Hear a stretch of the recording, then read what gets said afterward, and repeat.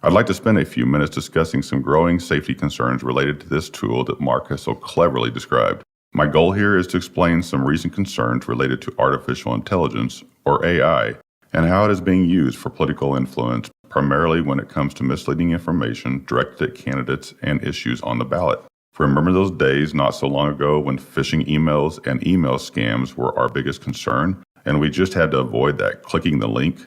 Well, those days are still here, but now we have an added concern of AI-generated photos or videos that are not real, yet may look so realistic. We have to closely review every image to make sure we believe what we're seeing.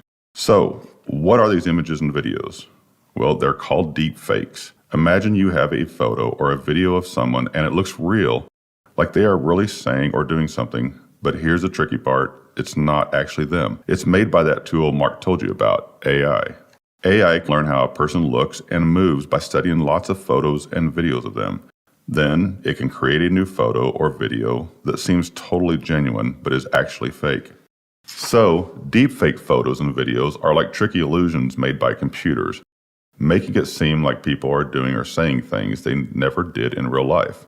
It is important to be aware of this because sometimes special interest groups use deepfakes to spread false information, especially during political campaigns or when attempting to influence the public into supporting an extreme agenda. While it is becoming more and more difficult to tell the difference between a real image and a deepfake, there are some things to look for.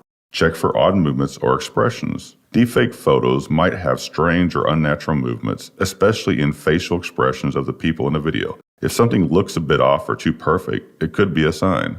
Look for inconsistencies. Pay attention to the details like lighting and shadows. If the lighting on a person's face doesn't match the surroundings, it could be a deepfake.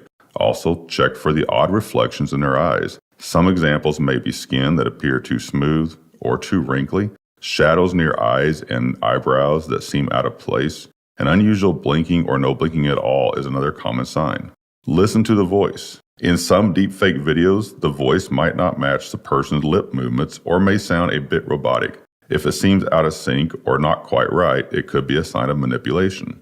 Investigate the background. Sometimes deepfake creators struggle to make the background realistic. Look for inconsistencies, like objects that seem out of place or don't move correctly with the rest of the scene. Check for unusual artifacts. Deepfake images and videos can sometimes have strange pixelation or artifacts, especially around the edges of a person's face or body. If you see unusual distortions, it might be a sign of manipulation. Compare with real photos or videos. If possible, compare the suspicious content with known real photos or videos of the person. Look for any significant differences in appearance, behavior, or surroundings. Use technology. There are some online tools and apps designed to detect deepfakes. Encourage the use of trusted tools to analyze the content for any signs of manipulation. Be skeptical of unusual contexts. If the content seems too sensational or out of character for the person involved, it might be worth questioning its authenticity. If something seems fishy and you're just not sure, ask MSBA. We're all here to help. According to a 2021 study, most people think they can easily spot a deepfake. However, when tested, over 40% of people were fooled into thinking a deepfake was real. Let's give it a try.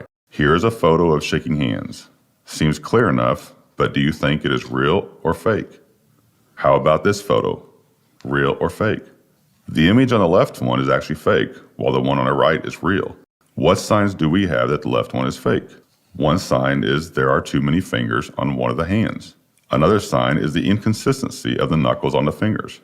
AI is good, but it's not perfect, and it tends to have trouble generating hands correctly. We understand it is not always easy to identify deepfakes.